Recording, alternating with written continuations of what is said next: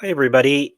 Today we're going to be discussing Al Jazeera's documentary on the USS Liberty. This is part of a 2 week focus on the channel for the USS Liberty. I'm covering 2 books and 2 documentaries.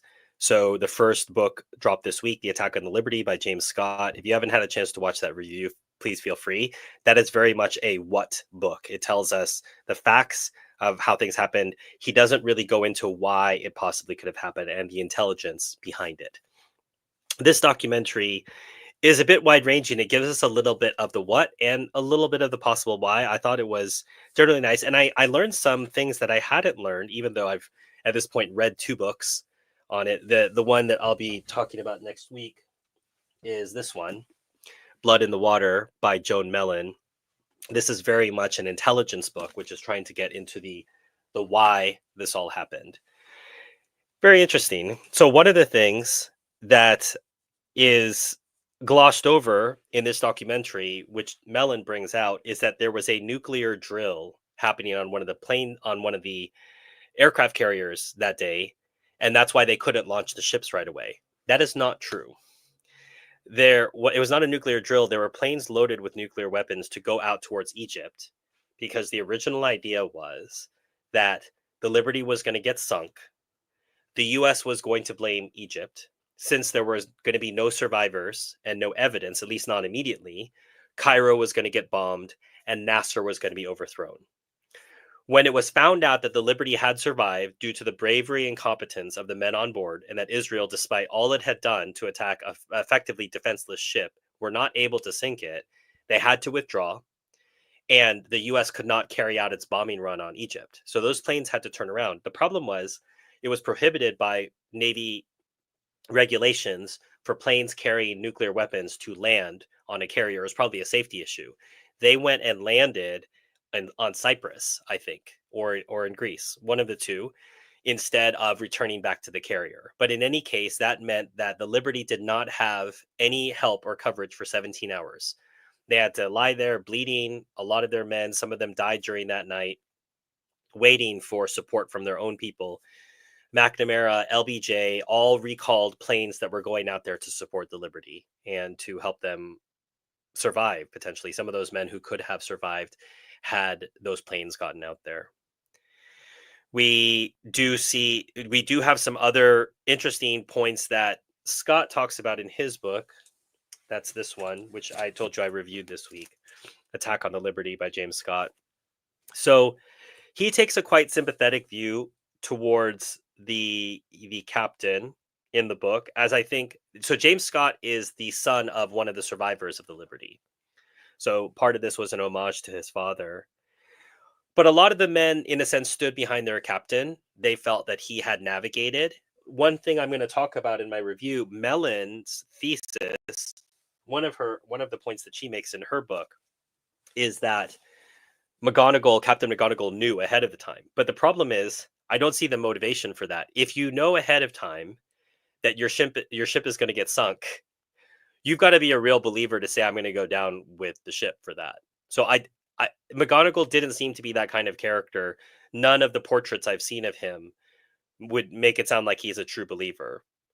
What he could have been done is muscled into going along with the official story. You're already trained to be like that in the military. And we hear testimony in the documentary, which correlates with both of these books, which is the men were told to shut up. They were told that they were never allowed to talk about this, or they were going to go to jail. And when you're in the military, you can be shut up for reasons that don't apply in the civilian world. There's a different code of law, UCMJ, the Universal Code of Military Justice, that applies to people who are in the military that doesn't apply to civilians. So they were pretty scared about it, and it took decades before one of them started speaking out about it. So that's part of it. If you're unfamiliar with the attack on the Liberty, I think this is a great documentary to get you started because it's not very long.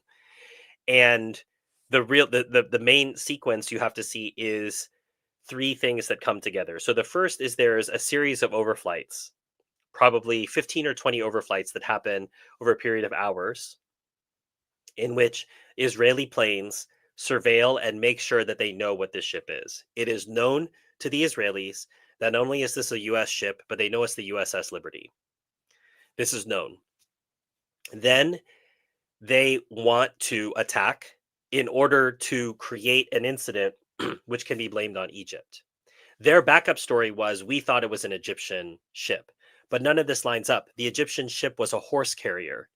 No one could believe credibly that the Israeli Air Force is stupid enough to say that a US communications ship looks like an Egyptian horse carrier. But that's the story that they gave out.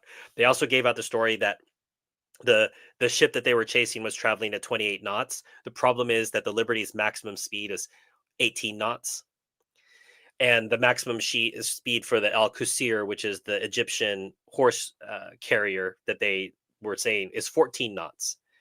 So all of the Israeli stories are just such crap.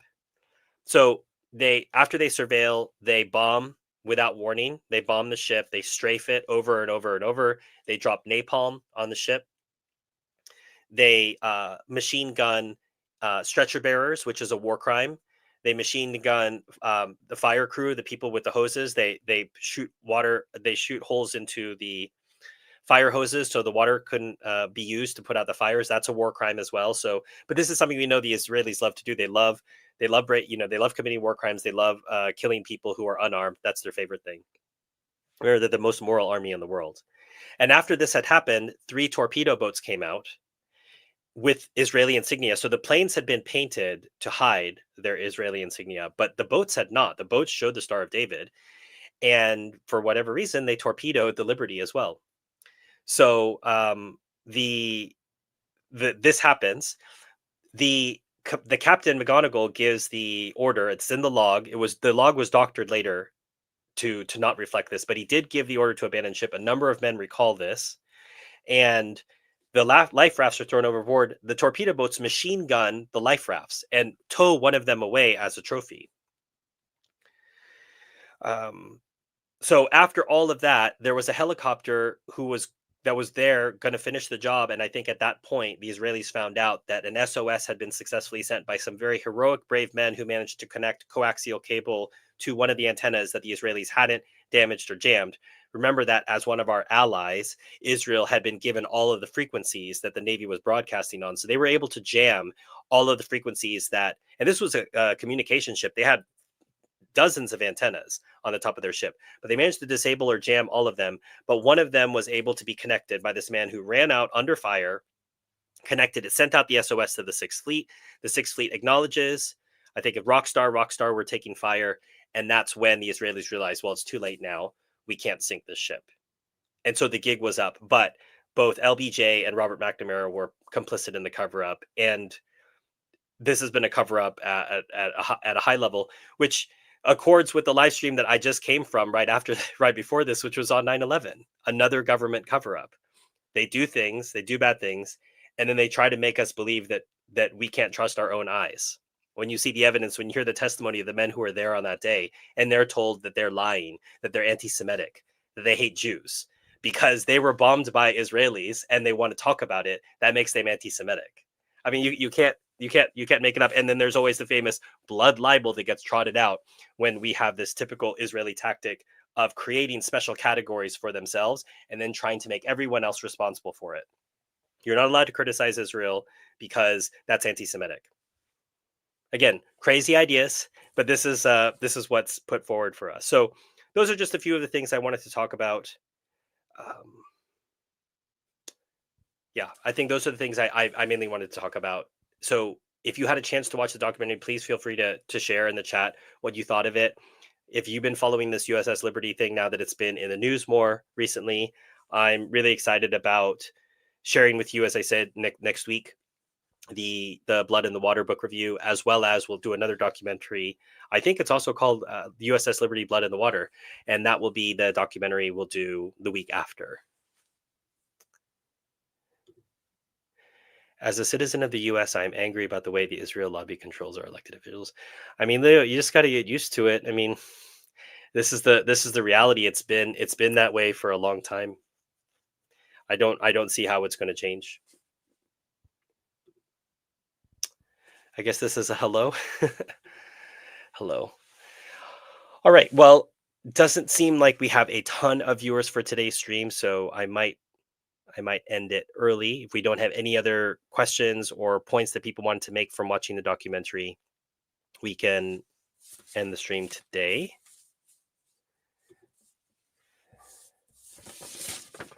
Yeah, but I mean, that's probably a blood libel of you saying that, Truth. We're not allowed to say that. And I say that obviously half jokingly. The idea that they're not even allowed to. Remember the documentary we did last week for Film Club, in which we show one of the veterans from Breaking the Silence, which is a Israeli nonprofit that has IDF soldiers speaking out about the crimes that they committed. We have soldiers coming up to him saying, "You're not one of us." So if you criticize Israel, you apparently lose your Jewishness. You're not even allowed to criticize it as a Jew. I watched as much of the documentary as I could. It made me so angry. I mean, Leo, the anger is going to continue. We have another documentary coming soon, and as I say, this review it's gonna get worse. After the Liberty incident, U.S. took over the control of Israel, replacing UK. Well, and I'm sorry, I don't know how to pronounce. Is this Zid and Zishi? Is that what that is? The U.S. took over as the sponsor of Israel in 1948.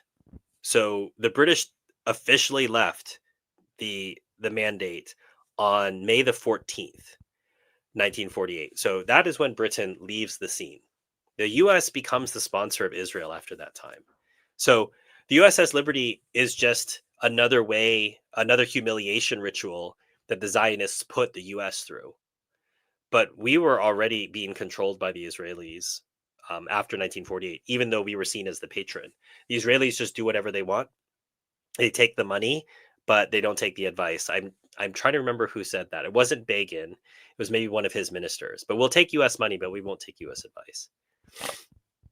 After 1967, yeah, I disagree. I think 1948, we already had it. If you don't have that level of cooperation, you can't pull off what happened in 1967. So 1967, we just cooperated in a way that we didn't cooperate in 1948, but I would say that the U.S. was the sponsor of Israel after 1948 because there wasn't anyone else. England was not, the UK was not the sponsor of Israel after that time. All right. Any other thoughts? Well, thank you for coming on, joining. I recommend taking a watch of this Al Jazeera documentary. It's really well put together, and it's going to help and complement the reading that we've been doing. And I always recommend part of what I'm doing on Palestine Bookshelf is documenting all this. My hope is not that you're going to read every book that I'm reading. I suppose that would be wonderful if you did, but I'm somewhat on a quest for myself, and I'm somewhat crazed about it. So I don't expect that everyone's going to follow that, but I'm hoping that along the way, let's say out of every 20 books that I review, you might be interested in one or two or three of them that really you want to go down. The idea of what we're trying to do on Palestine Bookshelf is to create a very wide group of studies so that you can decide what it is that you want to really investigate. For me, it's very important to be knowledgeable in a general way about the conflict. So then maybe you say, no, I really want to look at 1948, or I want to look at the settlements. I want to look at apartheid. I want to look at 1967. I want to look at Gaza specifically, or I want to look at the West Bank, or I want to look at Palestinian literature. I want to look at Zionist literature. I want to look at what Israelis' perspectives have been. I want to look at Palestinian perspectives. The point is, I'm trying to go as wide as possible to give people an opportunity to see something that really interests them and go down that rabbit hole. And the Liberty is the latest in that possibility. And as Leo pointed out, it may make you very angry, but I think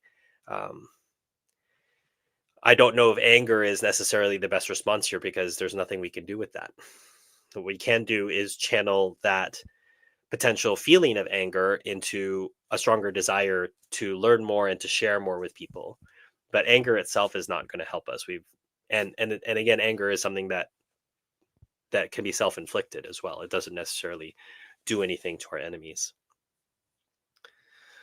All right, everybody, thanks for joining. Please stay tuned this week for the next USS Liberty book that's going to drop, as well as we'll talk about one more documentary before moving on. There's a lot that we have to cover in 2025 on Palestine Bookshelf, and I'm really really excited to continue to share this with you, and so that we can all learn more together, inform the people around us, and hopefully make a difference. This is an interesting project. Yeah, Alex, current genocide, past genocide, it's all the same genocide, right? The Nakba never ended. All right, everybody. As always, we try to learn so we can take some part in helping to end the occupation. Please consider watching this documentary if you didn't have a chance to do so before today's live stream. And then if you want to leave comments afterwards, and the discussion doesn't have to be limited to the live stream. We can continue having the discussion in the comments. So feel free to add that after the stream with what you've learned after you've had a chance to watch the documentary yourself. All right, take care.